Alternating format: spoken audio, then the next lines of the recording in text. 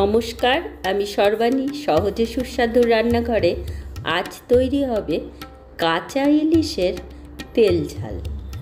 চলুন খুব সহজে কিভাবে তৈরি করা যায় সে রেসিপি দেখে নেওয়া যায়। সাবেককালে সাদা সর্ষের অত চল ছিল না, কালো সর্ষে দিয়েই এটা করা হয়ে থাকতো। 1.5 চা চামচ কালো সর্ষে 15 মিনিট জলে ভিজিয়ে রাখলে শিলনোড়ার ব্যবহার না করেই সহজেই মিক্সার গ্রাইন্ডারে পেস্ট করে নেওয়া যায়।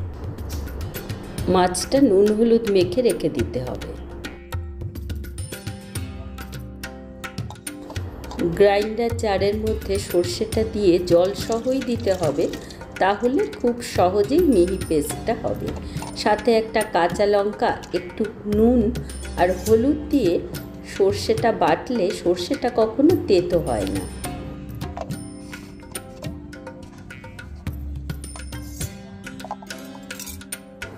বেটে নেওয়া সর্ষেটা এবার একটু ছাঁকনির সাহায্যে ছেঁকে নিতে হবে।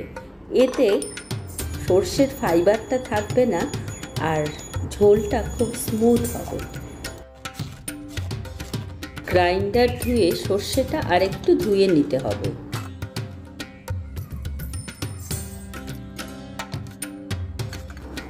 কড়াই চাপিয়ে দিয়েছি।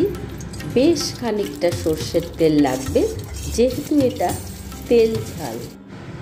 ইলিশ মাছের সাথে সর্ষের তেল, কালো জিরে এইগুলোই খুব ভালো যায়। মাছগুলো কাঁচাই রান্না করা হবে, ভাজা চলবে না, তাই তেলের ওপরে কালো জিরে, কাঁচা লঙ্কা ফোড়ন দিয়ে মাছটা চাপিয়ে দিয়ে বেটে নেওয়া সর্ষে ও জল দিয়ে দেওয়া হলো।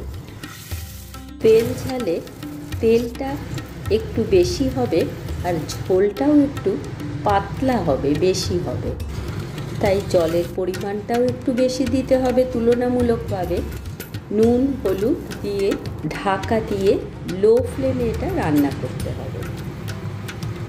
5 মিনিট বাদে মাছগুলো একটু উল্টে দিতে হবে। কাঁচা মাছের মধ্যে 1 পিস ভাজা মাছ দিলাম। এই অড ওয়ান বস্তুটি আমার কন্যার জন্য, উনি মোটেই কাঁচা ইলিশ পছন্দ করেন না। আপনার ঘরেও এমন কোনো সদস্য থাকলে তার জন্য এটি করতে পারেন। 10 মিনিট একদম লো ফ্লেমে ঢাকা দিয়ে এটা রান্না করতে হবে। আগেও কাঁচা লঙ্কা দেওয়া হয়েছে। কাঁচা সর্ষের তেল ওপর থেকে ছড়িয়ে দিয়ে কাঁচা লঙ্কা আবার দুটো ফেড়ে দিলে সুন্দর একটা ফ্লেভার হবে কাঁচা কাঁচা কাঁচা লঙ্কার। এবার ফ্লেমটা বন্ধ করে ঢাকা দিয়ে 5 মিনিট স্ট্যান্ডিং টাইমে গরম ভাতের সাথে পরিবেশন করুন। রেসিপি ভালো লাগলে একটা লাইক, শেয়ার ও কমেন্টের মাধ্যমে, এখনও সাবস্ক্রাইব করে না থাকলে সাবস্ক্রাইব করে সহজে সুস্বাদুর পাশে থাকতে ভুলবেন না। ধন্যবাদ।